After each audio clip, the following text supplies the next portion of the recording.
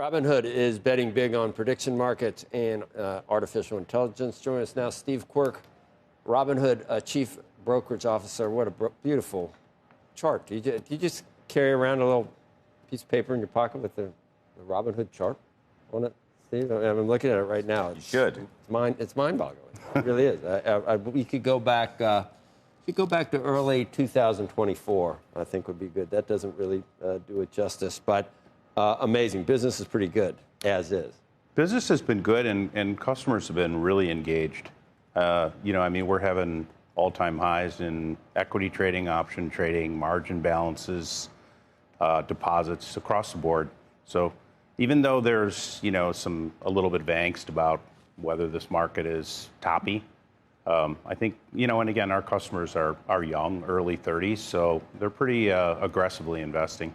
In your top 10 names, there's quite a few AI plays. There are a lot of AI plays. So recently, there's been some, I don't know, I guess you can almost see it in Robinhood. Yeah. There's been a little bit of trepidation, angst about where those stocks are trading, I think.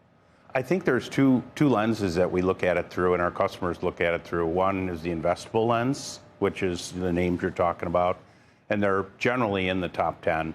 And then the second component is how can it help me invest? And so we've rolled out something called Cortex, which is early stages of helping them, AI tool, just discover opportunities, look for charting patterns and things in scans.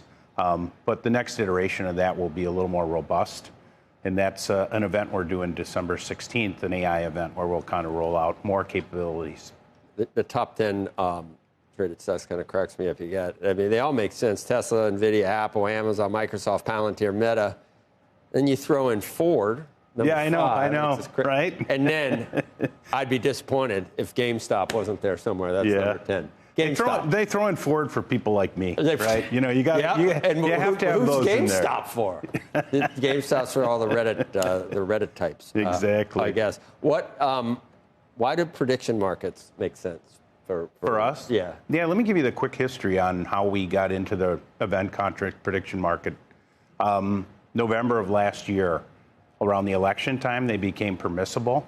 And so the first thing we did there was on the election, and the usage, number of accounts we opened, and the number of contracts we traded was just explosive, like 600 million contracts in a week around the election.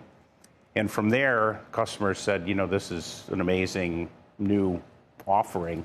We'd love to, get into entertainment, GDP, CPI, even sports, which has become a big component of it. And I know you guys were talking about it this morning. So we're probably at about 1,300 contracts right now and across 7 or 8 categories. And there's tremendous excitement about it and interest from our customers. And you love crypto too, but prediction markets are faster new business than crypto? Fastest growing business we've ever had. Is it gambling? Is it gambling? Yeah. I don't think it's gambling. I don't. But again, the lines, I think you guys talked about this morning, the lines are getting blurred in some areas because you're seeing some of the OSBs come into the prediction markets. You're seeing that kind of go back and forth. And I think, I think look, from our customers' eyes, they're young, 30-some-year-olds. This is the sweet spot for them. They want to be able to do all this in one app. Do they see a differentiation between placing a bet on, I don't know, who's going to make the next touchdown and deciding which stocks they want to own? Is there a differentiation in that mentality? I don't think there's differentiation in that mentality because they just want to express their opinion and put an investment behind it. Mm-hmm. It's really interesting because the question we constantly get asked is, who's trading these? Yeah. And it's an entirely different audience for economic indicators than it is for cultural, than it is for sports, than it is for election. Really? So it's kind of like we run the gamut of customers that have interest in this. But how do you see this all playing out? Because I was making the argument that a FanDuel or DraftKings ultimately could try to take this kind of market. The poly markets of the universe could try to take the sports universe into their world. You're trying to do it in a similar.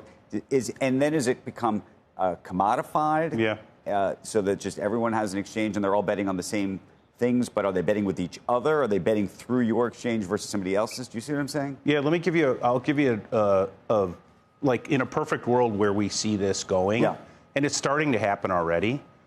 This isn't dissimilar to what we do with equities or options. Like, hey, I have 17 destinations that I can route to, and I have exchanges that are creating interesting products so they compete with each other, and we can drive, a great experience in economics for our customers.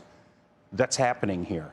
Like, you now have the CME, the ICE, Poly. You have all kinds of people coming into this, and we're just the distribution. Like, we have 26 million customers that are interested in this category, and they want to have a great experience. So everybody who enters the space calls us and says, "You're the distribution. You're the king here. Do you want to route through us?" I guess that's my question. You're saying you're the king here. Well, in terms of distribution. Right. And what I'm saying is, I don't know, how many customers does DraftKings have, for example? I think they're 10 million, but I don't know that. Yeah.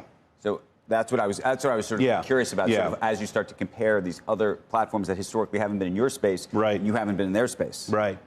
I don't think there's an intent for us to get in that space. Like, we're in this space, which is a regulated space. We're very comfortable in regulated spaces. Right. Yeah.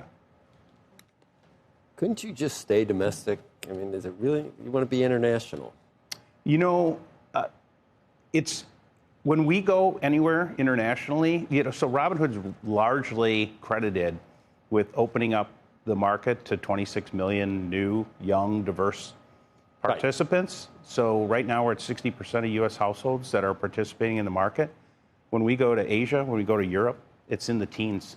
And so whenever we go there and talk to elected officials, you can't help it. Well, if I'm an elected official there, I want that for my country so that these people are not reliant upon the government when they get to retirement age. Yeah. So we get a really wide open door and a great reception to come there and help them.